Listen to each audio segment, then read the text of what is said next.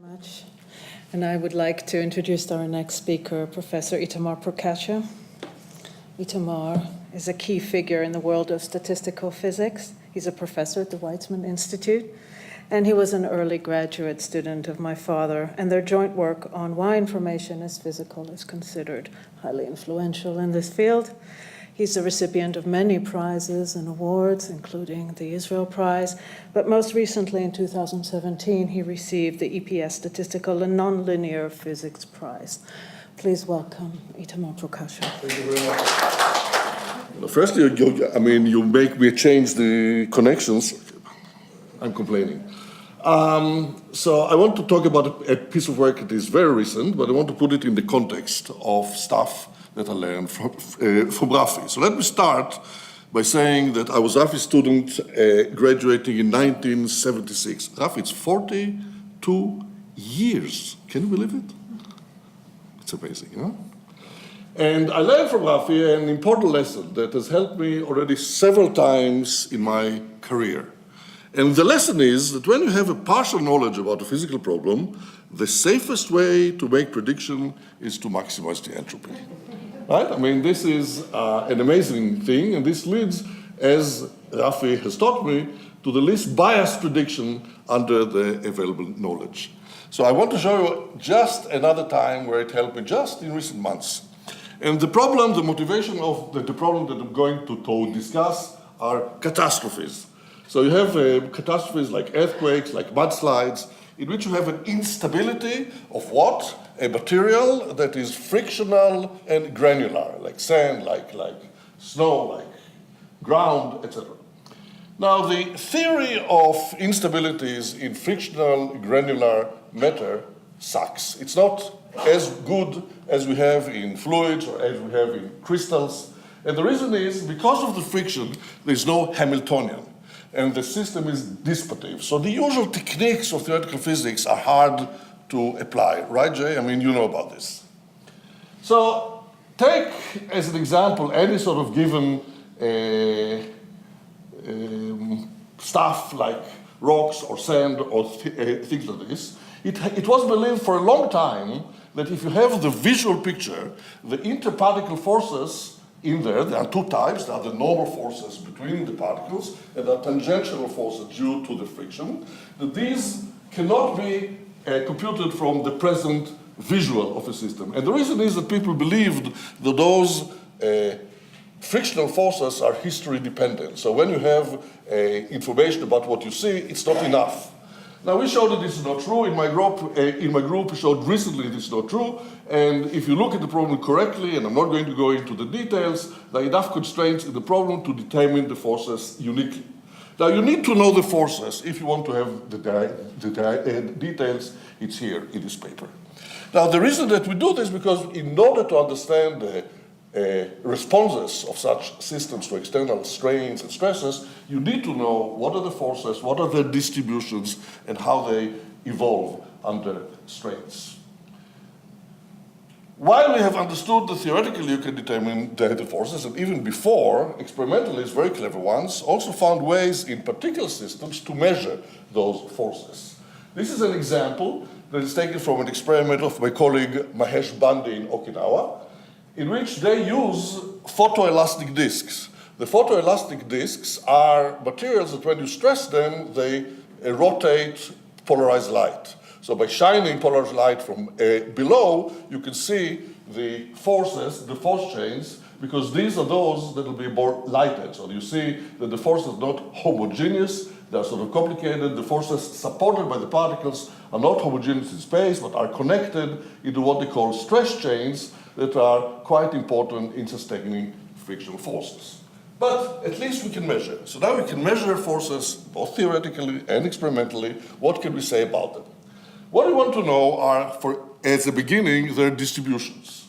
So now, imagine that the most important quantity is the joint distribution of both the normal and the transverse forces. But for a beginning, just in the next minute, let me just talk about the marginal distribution of the normal forces. Here they are measured in an experiment. They are plotted as the probability of the normal forces divided by the mean. So xn is the normal divided by the mean. And you see this sort of distribution that has been measured experimentally.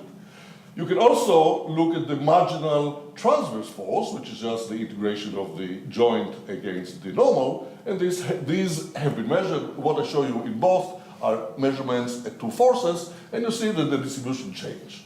Now I want to understand them. So we go back to what we learned 2 years ago, and we say, okay, we have measured, we can measure here, for example, the mean, we can measure the standard deviation. Let us maximize the entropy subject to these constraints.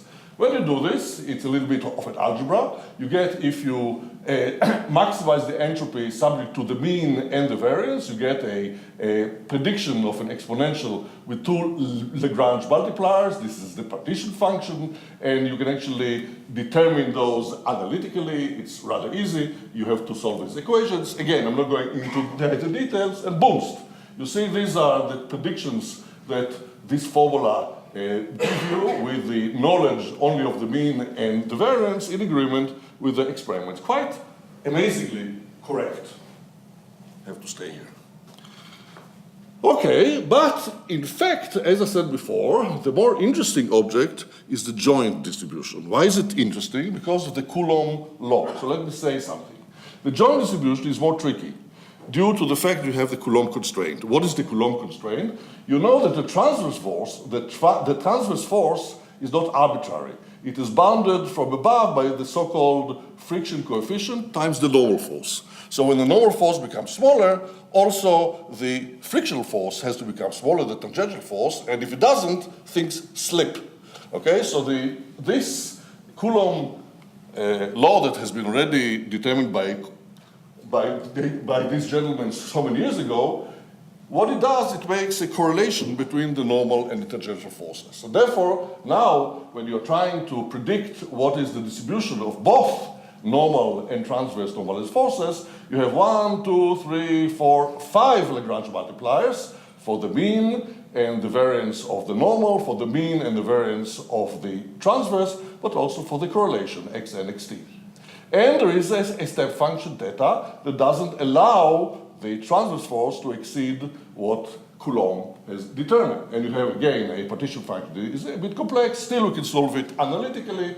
And what this does, it shows us that this theory is not only descriptive. So far, I only showed you that it agrees, but it's also predictive. So let me tell you how it is predictive. For example, you can look from the joint probability, you can ask what is the probability to see the difference between the transverse and the Coulomb limit, okay? So what is the probability to see this combination of the transverse frictional force minus the coefficient, the friction coefficient times the normal one? And you see when the pressure reduces, this is the highest pressure, look at the scale, 8. Lower pressure, scale is 25. Lower pressure is 100. What it means is that this theory predicts, now this is a prediction, that there is a singularity in the probability to see this difference when the pressure is reducing. What does it mean? It means that the pressure goes down, there is a tendency to have slips, because there is a higher and higher probability that this thing will become negative and things will be slip. So this gives then a prediction that's going to be a slip, an interesting slip when the pressure goes down. This is what I want to tell you. In fact, I heard from Jay that he hears this every Friday, right? You hear the slip when you reduce the pressure in your experiment, suddenly, pop, everything sort of makes a giant event that we'd like to understand. So here's the giant event. We press, now this is from numerical simulations. We have a system, we press it into some pressure P, and then we reduce the pressure, measuring, counting the number of frictional slip events as the pressure goes down, down, down, down. And as you see, it has a tendency to be singular when the pressure goes to 0.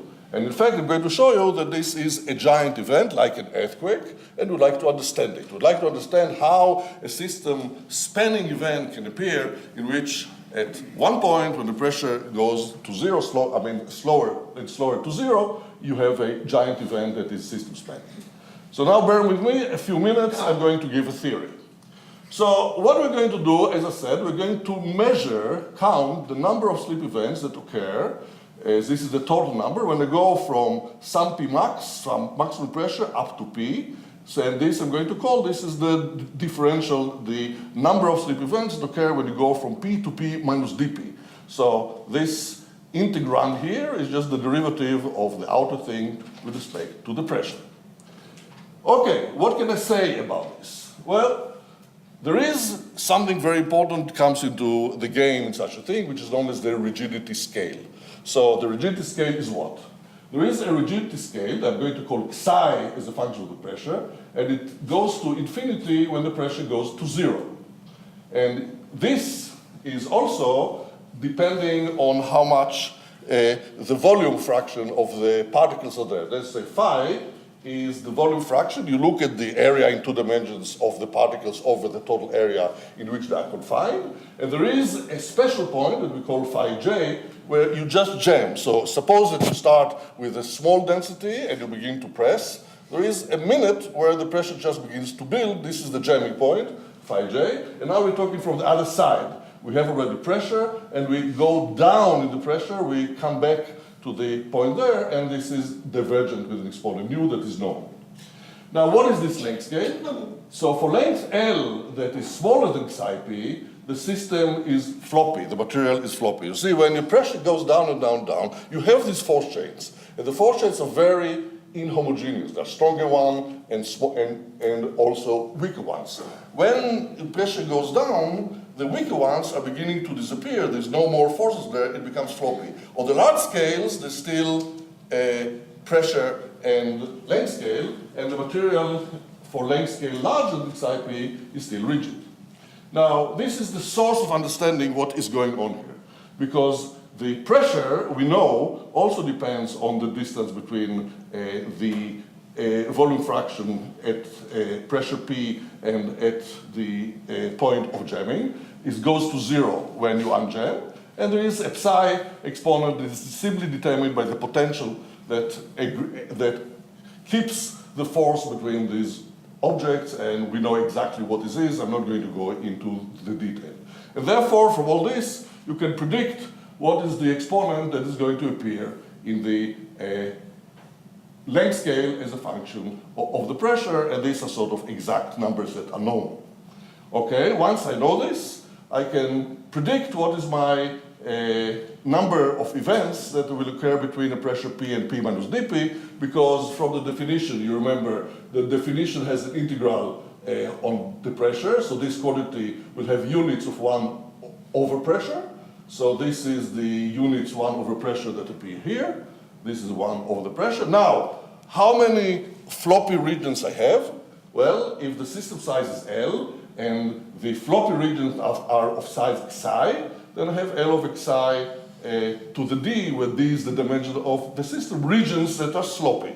And in each region that is sloppy, the number of events are going to be proportional to the length scale over the grain size to the dimension of the force chains. And since we have in our systems the force chains as essentially one-dimensional, we can have all the numbers that we want, and we just now need to integrate, and the final answer is that I can predict that the total number of slip events are going to be some coefficient or some prefactor that depends on the number of the system linearly. That is, it's going to diverge in the thermodynamic limit. There is an exponent x that you know exactly, it's about 0.66. And now we can compare what we have with this theory, and it turns out we can predict very well not only the function, but also the coefficient, also a prefactor.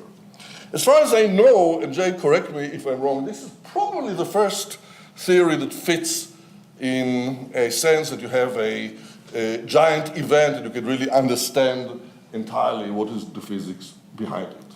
So, conclusions. If you learn something deep, hold to it. It'll become useful again and again as you go along. Good knowledge never fades. It changes its form, but not its essence.